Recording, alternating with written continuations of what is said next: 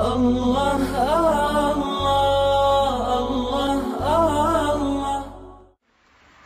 بسم اللہ الرحمن الرحیم۔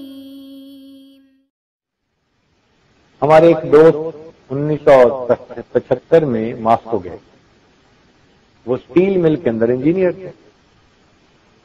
کہنے لگے کہ وہاں میری ملاقات ہوئی مقامی لوگوں سے۔ ایک صاحب نے گھر آنے کی دعوت دی، میں چلا گیا کھانے کے لیے، تو ان کے چھوٹے چھوٹے بچے آگے بیٹھے تھے، پیچھے مرد تھے۔ میں ان سے باتیں کر رہا تھا تو میں نے پوچھا کہ بچے تم قرآن پڑھے ہوئے ہو؟ اس نے کہا سر ہلایا۔ تو میں نے جیب سے قرآن پاک نکال کے سامنے رکھا اور میں نے کہا کہ اچھا پڑھو یہاں سے۔ اب وہ کبھی قرآن پاک دیکھتا ہے، کبھی میرا چہرہ دیکھتا ہے۔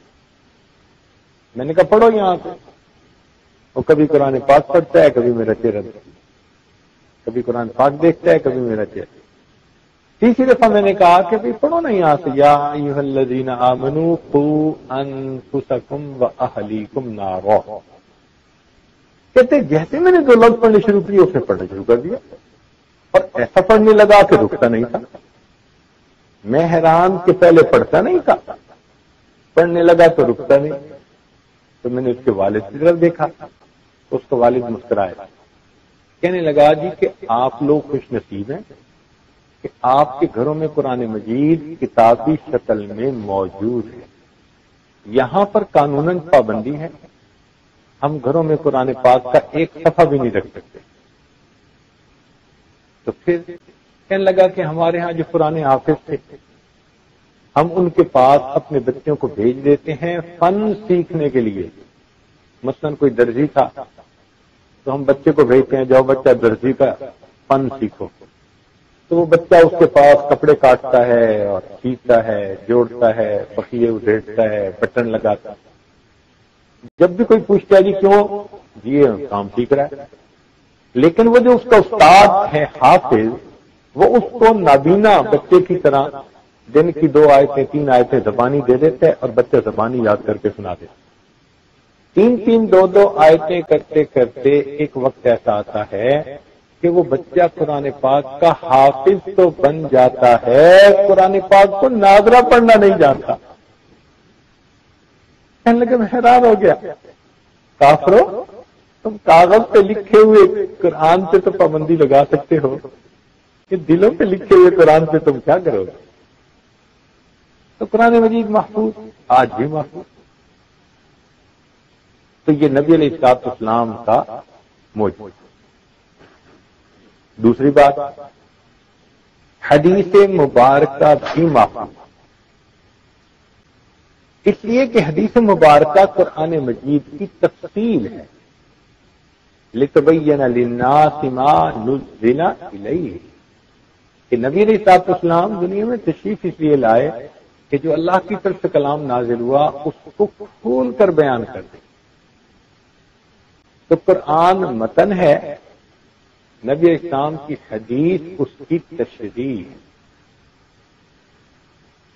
اس لیے جیسے قرآن محفوظ ایسے حدیث مبارکہ بھی محفوظ۔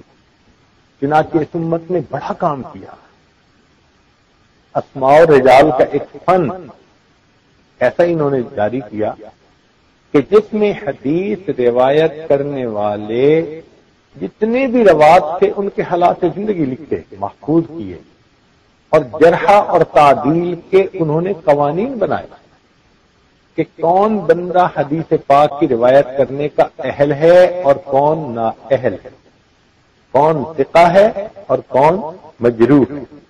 یہ تمام قوانین انہوں نے بنائے۔ کسی امت کے پاس اتنے لوگوں کے حالات زندگی محفوظ نہیں، کسی کے پاس محفوظ۔ حتیٰ کہ عیسائیوں سے کہو کہ جس نے پہلی مرتبہ بائبل لکھی اس کے حالات زندگی بتاؤ، وہ ان کے حالات زندگی نہیں بتاتا۔ اور تو اور ان کو کہو کہ عیسیٰ علیہ السلام کے حالات زندگی بتاؤ تو وہ ان کے حالات زندگی نہیں بتا سکتے۔ اور ہمارے پاس نبی علیہ السلام کی پیدائش سے لے کر آپ کے پردہ فرمانے تک ایک ایک بات کی تفصیل موجود۔ یہ اس امت نے بہت بڑا کام کیا، علم کو محفوظ کر کے۔ چنانچہ حدیث مبارکہ آج آپ دین پڑھنا چاہیں تو آپ سیاست حصہ پڑھتے ہیں. کیوں؟ ایک سیاست حصہ میں وہ تمام احادیث موجود ہیں اور امت کے علماء کا اس کے اوپر اجماع ہے. لہذا جو سیاست حصہ پڑھ لیتا ہے وہ عالم بن جاتا ہے، عالم کہلاتا ہے. تو بات سمجھ آ گئی. تو حدیث مبارکہ بھی محفوظ ہے کتابی شکل میں بھی، اور ایسی شخصیات بھی ہر دور اور ہر زمانے میں رہیں جن کو رجال الحدیث کہا گیا. ان کو اللہ نے ایسی فوٹوگرافک میموری دی تھی کہ وہ حدیث مبارکہ کو یاد کرتے. چنانچہ بعض محدثین کو 5 لاکھ احادیث یاد ہے، بعض کو 3 لاکھ، بعض کو 2 لاکھ، بعض کو 1 لاکھ، اور ہزاروں تو پہلے وقت میں بہت سارے محدثین کو یاد ہے. امام ابو داود رحمۃ اللہ علیہ فرماتے ہیں نہ ان کے بیٹے وہ ایک مرتبہ کسی شہر میں گئے تو شہر کے علماء نے ان کا بڑا اکرام کیا کہ یہ محدث کے بیٹے ہیں، اور ان کو کہا کہ جی آپ ہمیں کچھ احادیث لکھوائیں.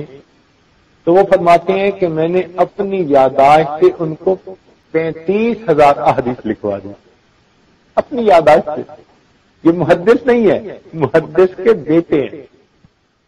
اللہ لا الہ الا اللہ، لا الہ الا اللہ، لا الہ الا اللہ، لا الہ الا اللہ، لا الہ الا اللہ، لا الہ الا اللہ، لا الہ الا اللہ.